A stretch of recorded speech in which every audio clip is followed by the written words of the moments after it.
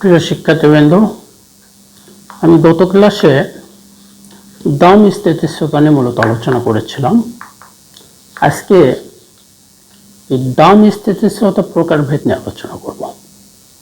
দাম স্থিতিস্থাপকতা কত প্রকার, কি কি, এইটা নিয়ে এই ক্লাসে আমি বিস্তারিত আলোচনা করব।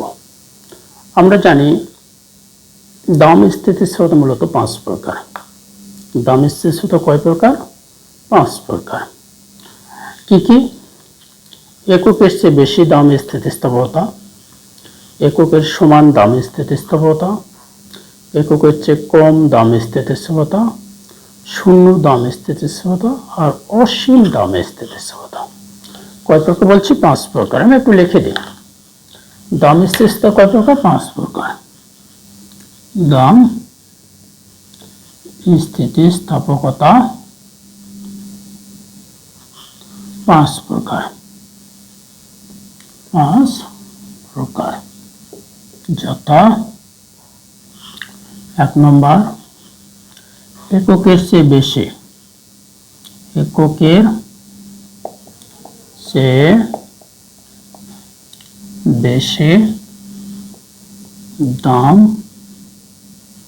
স্থিতিস্থাপকতা, যেখানে বলা হচ্ছে ইপি গ্রেটার দেন 1।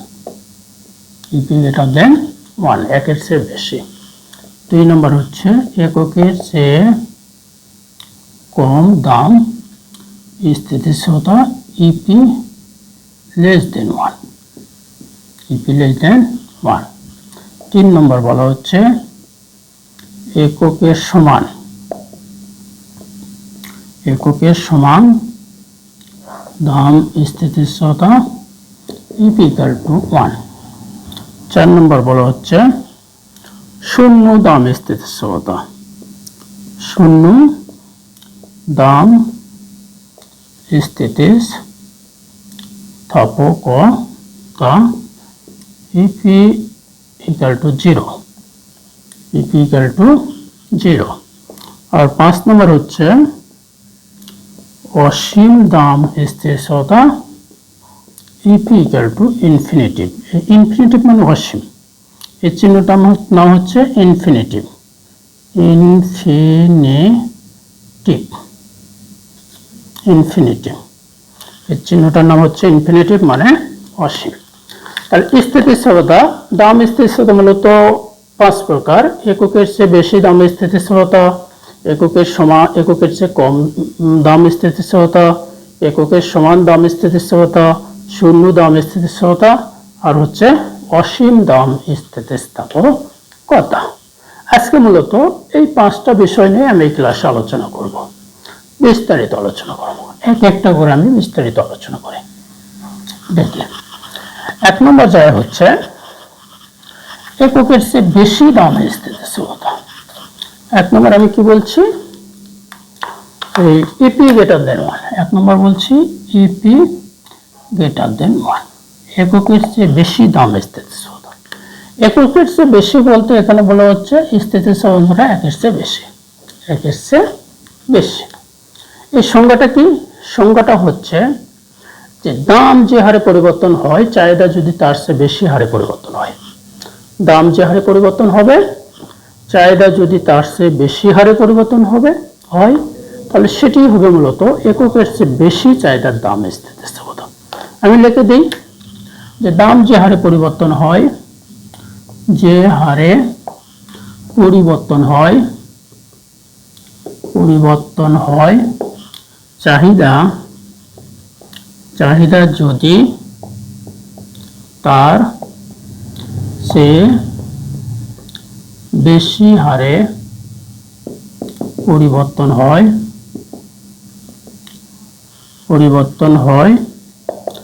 তাহলে তাকে এককের চেয়ে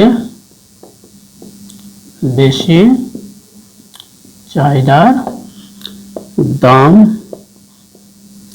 স্থিতিস্থাপকতা বলে। বলছি যে দাম যে হারে পরিবর্তন হবে, চাহিদা যদি তার চেয়ে বেশি হারে পরিবর্তন হয় তাহলে সেটি হবে মূলত এককের চেয়ে বেশি চাহিদার দাম স্থিতিস্থাপকতা। আর একটু বোঝানোর চেষ্টা করি। সাপোজ এটা পি, এটা হচ্ছে কিউ, এটা পি, এটা হচ্ছে কিউ। আমি পি নিলাম আর পরিমাণ, সাপোজ আমার দাম ছিল 10 টাকা, দাম ছিল কত টাকা? 10 টাকা।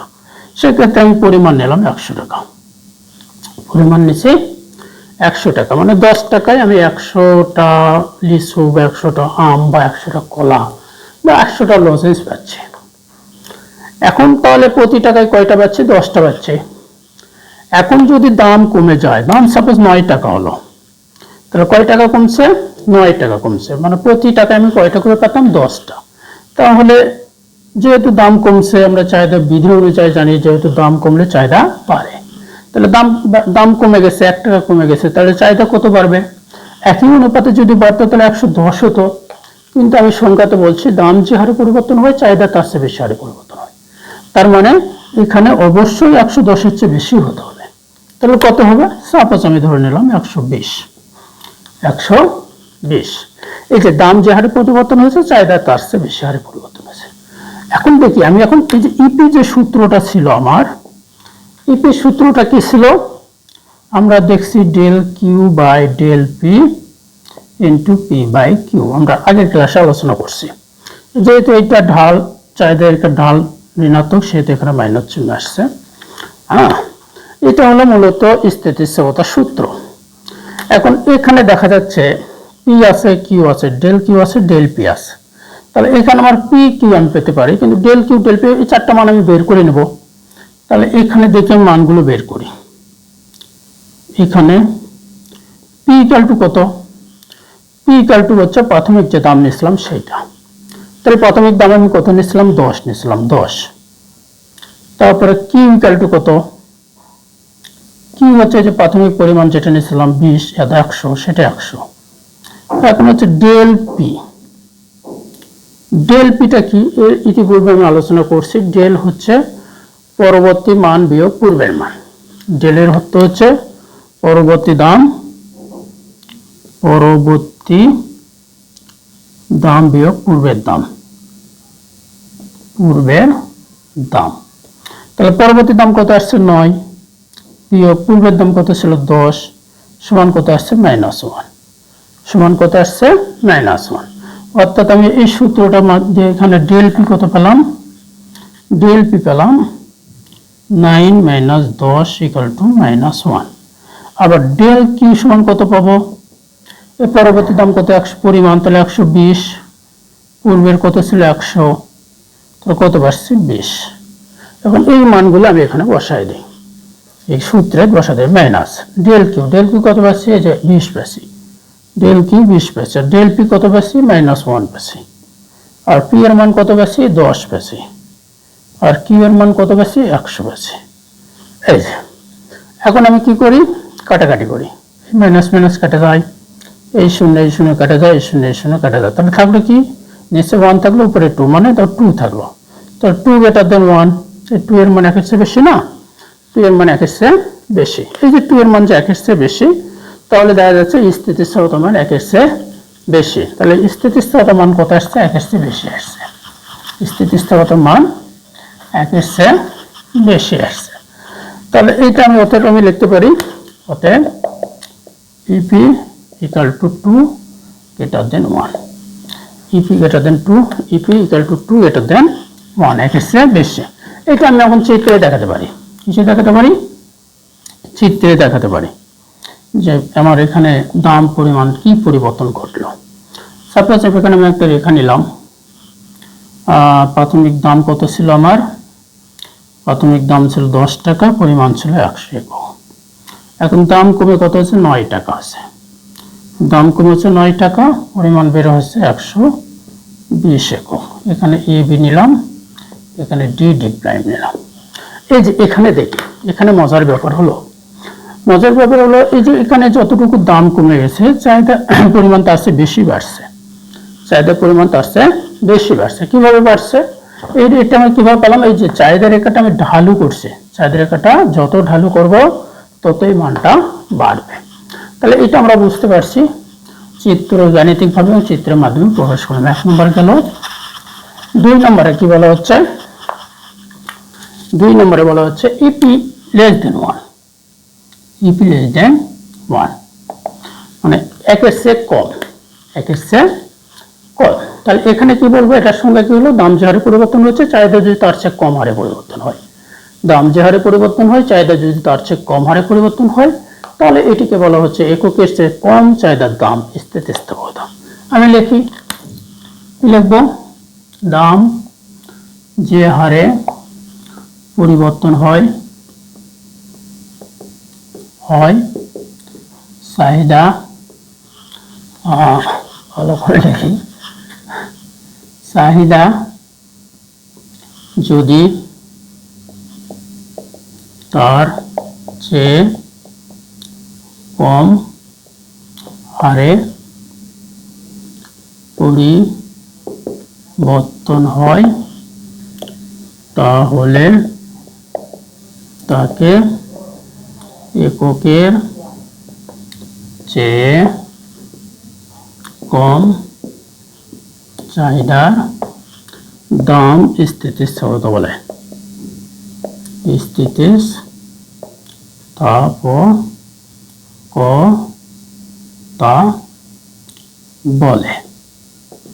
যেমন একইভাবে এখানে পি নিলাম, এখানে কিউ নিলাম, পি নিলাম, কিউ নিলাম। তাহলে এখানে পি কত ছিল? 10, এখানে পরিমাণ কত ছিল? 100। এখন এটা কি হবে? দাম কমে 9 টাকা হলো। এখন আমি কি বলছি? দাম যে হারে পরিবর্তন হয়, চাহিদা যদি তার চেয়ে কম হারে পরিবর্তন হয়, তাহলে তাকে এককের চেয়ে কম চাহিদার দাম স্থিতিস্থাপকতা বলে। এই জায়গাটা ম্যাক্সিমাম স্টুডেন্ট ভুল করে থাকে, যে এই যে দাম কমছে, সেক্ষেত্রে অনেক স্টুডেন্টকে দেখছি যে এই যে কম হারে পরিবর্তন হয়, যে কম হারে পরিবর্তন হয়, এই কথাটা থাকার কারণে ম্যাক্সিমাম স্টুডেন্টকে দেখছি, আমি ক্লাস যখন নিয়েছি 95% স্টুডেন্ট এটা ভুল করছে, যে যেহেতু এখানে কম, তাহলে এখানে ওনারা বলে, ম্যাক্সিমাম স্টুডেন্ট বলে যে 100 নিচে হবে, অর্থাৎ 90 হবে বা 95 হবে, অর্থাৎ 100 নিচে হবে। কিন্তু ঘটনাটা উল্টা। এখানে দেখতে হবে আমাকে যে দাম কমলে চাহিদা বাড়বে, দাম কমলে চাহিদা বাড়বে, কিন্তু এখানে চাহিদা কমে গেছে, কমাতে হবে না, কমলে তো চাহিদার যে বিধি, সেই বিধিটা আমি লঙ্ঘন করলাম, তাহলে সেটা করে দেবো না। তাহলে এক্ষেত্রে আমার কি করতে হবে?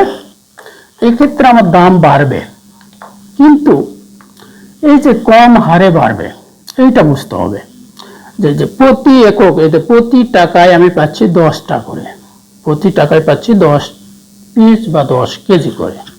তাহলে যেহেতু 1 টাকা কমছে, তাহলে ওই একই অনুপাতে যদি হয়, তাহলে এখানে কত হতো? 110 হতো।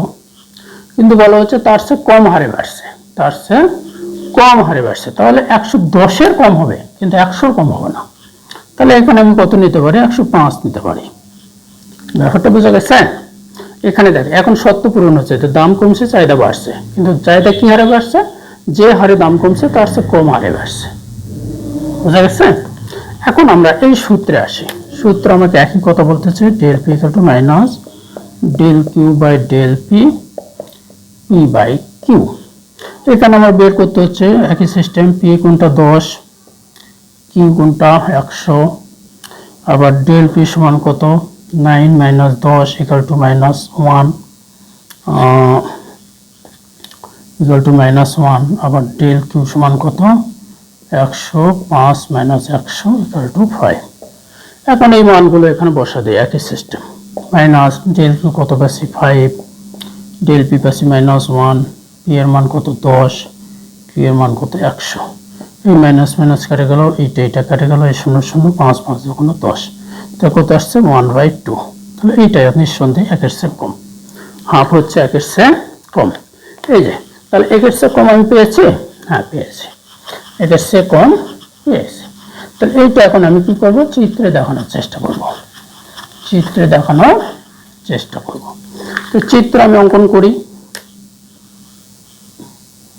চিত্র আমার কি হবে? এক্ষেত্রে খাড়া হবে, চাঁদের রেখাটা কি হবে? খাড়া হবে। এর আগে চাঁদের রেখাটা কিছু ঢালু হয়েছিল, এক্ষেত্রে আমি দেখি ব্যাপারটা ক্লিয়ার করি। এই যে দাম ছিল সাপোজ 10 টাকা, পরিমাণ ছিল 100, এখন দাম কমে হচ্ছে 9 টাকা, পরিমাণ বের হয়েছে 105 একক। এটা হচ্ছে কিউ, এটা হচ্ছে বি, এটা হচ্ছে এ বি।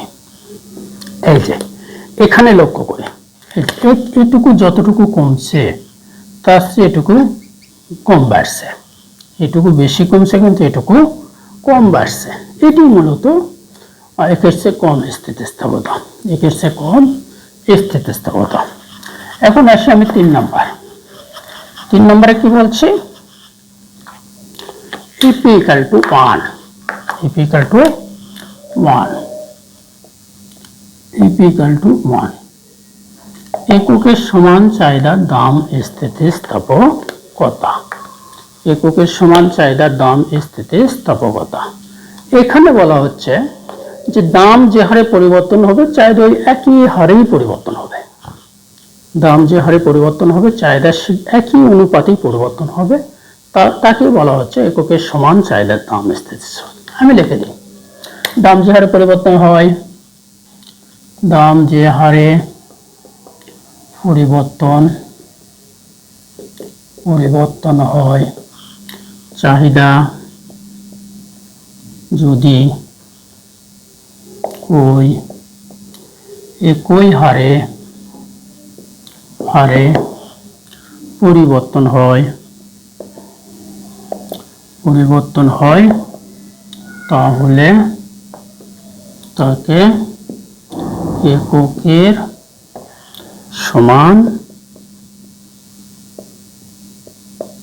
সমান চাহিদার দাম স্থিতিস্থাপকতা বলে।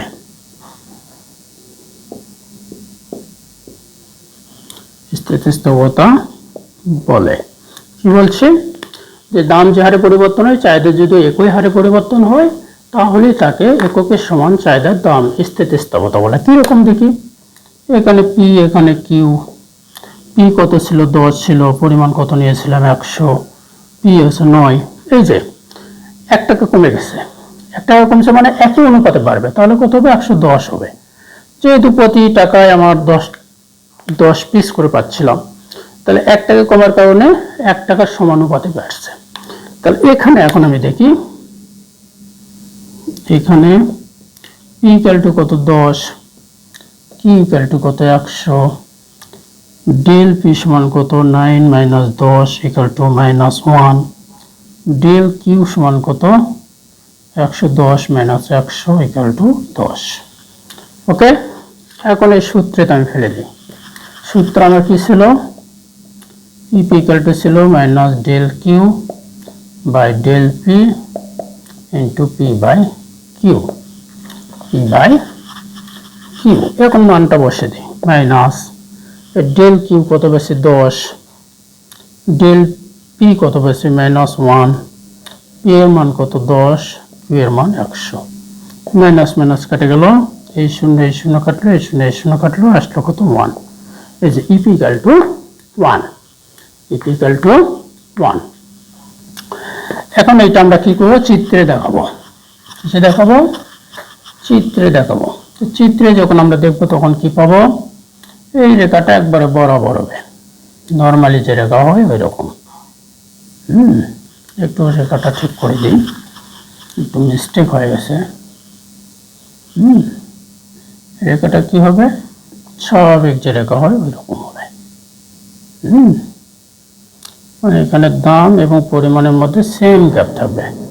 এই যে 10, 9, 100, 110, 100, 110,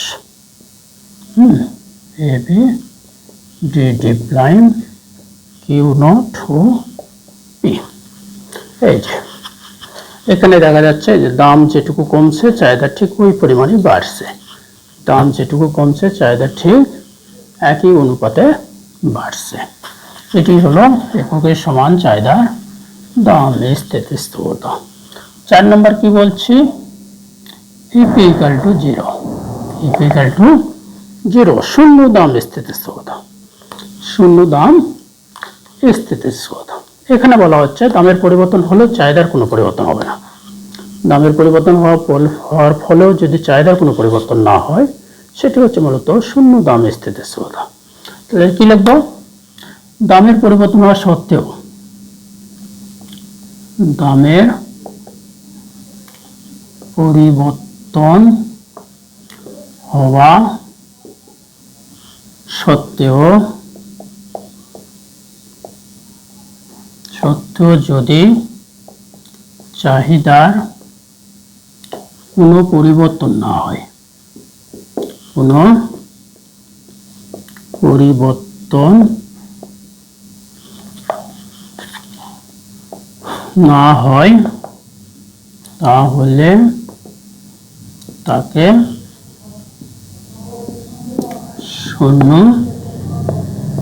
দাম স্থিতিস্থাপকতা বলে। দামের পরিবর্তন হচ্ছে কিন্তু চাহিদার কোনো পরিবর্তন হচ্ছে না। কিরকম? সাপোজ এখানে পি, এখানে কিউ। পি কত ছিল 10, কিউ কত ছিল 100। পি এর পরিবর্তন 9 আসছে, কিন্তু এইটার কোনো পরিবর্তন হচ্ছে না। 100 আছে, 100 আছে। তাহলে এই ক্ষেত্রে আমরা কি পাই? এখানে আমরা দেখতে পাচ্ছি, এখানে আমরা পি ইকুয়াল টু কত পাচ্ছি? 10 পাচ্ছি। কিউ ইকুয়াল টু কত পাচ্ছি? 100 পাচ্ছি।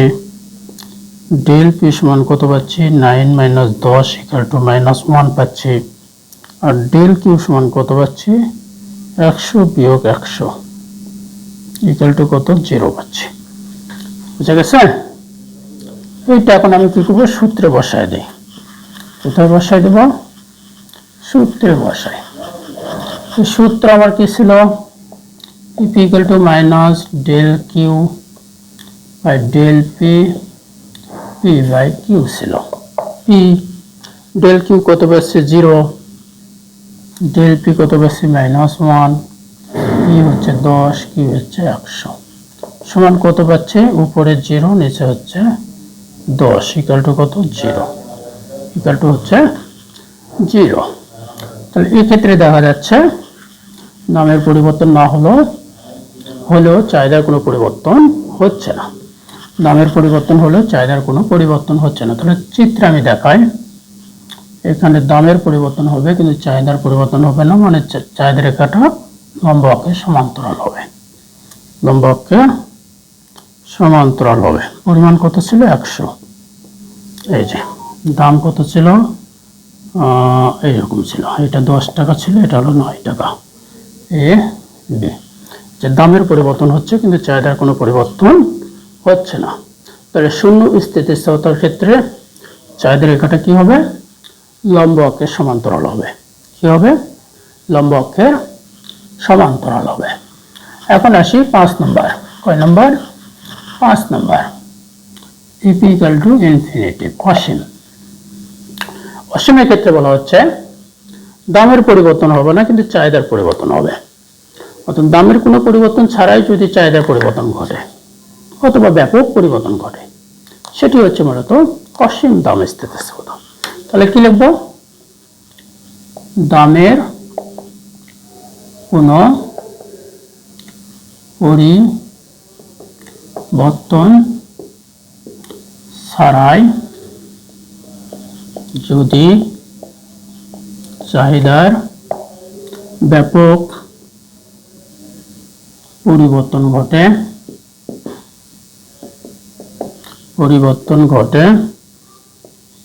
তাহলে তাকে অসীম চাহিদার দাম স্থিতিস্থাপকতা বলে।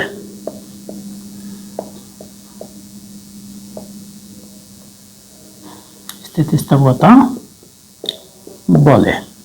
কিরকম দেখি? এখানে সাপোজ পি, এখানে কিউ। পি কত ছিল? 10, পরিমাণ কত ছিল? 100। এখানে দামের পরিবর্তন ঘটবে না, মানে দাম 10ই থাকবে। দাম 10ই থাকবে, কিন্তু চাহিদার পরিবর্তন করছে, ব্যাপক পরিবর্তন, সাপোজ 200 হয়ে গেছে। তাহলে এখানে আমরা কি পাবো, এখানে পি ইকুয়াল টু কত পাচ্ছি 10, ডেল পি সমান কত পাবো 10 minus 10 equal to 0, Q equal to কত পাচ্ছি 100, ডেল কিউ সমান কত পাচ্ছি 200 মাইনাস 100 ইকুয়াল টু হচ্ছে 100। ওকে, এখন সূত্রে বসায় দেই, সূত্রে বসায় দেই। ইপি সমান কত ছিল, ইপি ছিল আমার minus del Q del P P by Q, P by Q, এটা আমার সূত্র। এখন মাইনাস ডেল কিউ এর মান কত পাচ্ছি 100 পেয়েছি, আর del Q by del P, এটা সরি, আর ডেল পির মান কত পাচ্ছি 0 পেয়েছি, পি এর মান কত 10, কিউ এর মান হচ্ছে 100। তাহলে কি আসলো, নিচে 0, তাহলে এই 100 কেটে গেল, তাহলে উপরে থাকলো কি 10, নিচে হলো 0, ইকুয়াল টু হচ্ছে ইনফিনিটি। অর্থাৎ এটা একটা ফর্মুলা আছে, সূত্র আছে, সেটা বলে দিচ্ছে যে আমরা জানি যে সামথিং ভাগ 0 ইকুয়াল টু হচ্ছে ইনফিনিটি, আর একটা ফর্মুলা হচ্ছে 0 ভাগ সামথিং ইকুয়াল টু হচ্ছে 0। তাহলে এক্ষেত্রে যেহেতু যে সামথিং ভাগ 0 আসছে, এই জন্য ইনফিনিটিভ আসছে, আর আগেটাতে আসছে 0 ভাগ সামথিং ছিল, এই জন্য না, এই কারণে ইনফিনিটিভ আসছে। তাহলে এই হলো অসীম দাম স্থিতিশীলতা। এটা যখন আমি একটা চিত্রে দেখাতে চাচ্ছি, তখন আমার কি হচ্ছে, এখানে দামের পরিবর্তন ঘটে নাই, দাম এই যে 10ই ছিল, তার মানে রেখাটা এরকম হবে, ভূমধ্যরেখার সমান্তরাল হবে। এক সময় একক পরিমাণ ছিল কত 100 একক, তো পরিমাণ বেড়ে হচ্ছে কত 200 একক। তাহলে এই যে দামের স্থির থাকা অবস্থায় চাহিদা কি হচ্ছে, ব্যাপক পরিবর্তন করছে, 100 থেকে 200 চলে গেছে। এটি মূলত চাহিদার অসীম দাম স্থিতিশীলতা। তাহলে আজকের ক্লাসে আমি কি করলাম, দাম স্থিতিশীলতা কয় প্রকার, আমরা জানি 5 প্রকার। এই 5 প্রকার কি কি, এককের সমান দাম স্থিতিশীলতা, এককের চেয়ে বেশি দাম স্থিতিশীলতা, এককের চেয়ে কম, অসীম আর শূন্য আর অসীম। এই যে 5 প্রকার চাহিদার দাম স্থিতিশীলতা, এটা বিস্তারিত আলোচনা করেছি, প্রত্যেকটা গাণিতিক এবং জ্যামিতিকভাবে ব্যাখ্যা করার চেষ্টা করেছি। আশা করি প্রিয় শিক্ষার্থীবৃন্দ ক্লাসটা উপভোগ করতে পেরেছ। আমার দৃঢ় বিশ্বাস তোমরা এই ক্লাসগুলো খুব উপকৃত হবে। আজকে এ পর্যন্তই, পরবর্তীতে অন্য একটা টপিক আসবে ইনশাল্লাহ। খুদা হাফেজ।